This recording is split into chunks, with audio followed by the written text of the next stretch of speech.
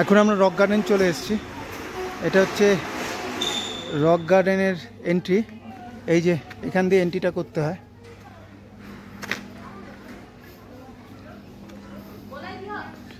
এই এন্ট্রিটা করতে হয়। এটা একটা ক্যাফেটেরিয়া করে রেখেছে, তবে এখন যেহেতু সব ছুটি শেষ তাই জন্য ভিড়টা সেভাবে নেই। আমরা ফাঁকা ফাঁকাই দেখতে পাচ্ছি, কারণ এটা আবার শীতকাল বলুন আর বর্ষার মানে পুজোর ছুটিতে প্রচুর ভিড় থাকে এইসব রাঁচি এইসব অঞ্চলগুলোতে।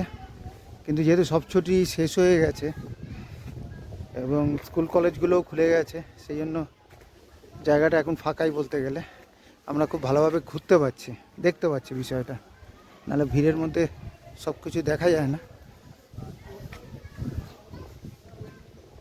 এখান থেকে এই রক গার্ডেন থেকে যেটা সবচেয়ে আকর্ষণীয় হচ্ছে পুরো কেকা ড্যামের ভিউটা, যেটা আপনি একমাত্র এই রক গার্ডেনে আসলেই দেখতে পারবেন, কেকা ড্যামের ভিউ।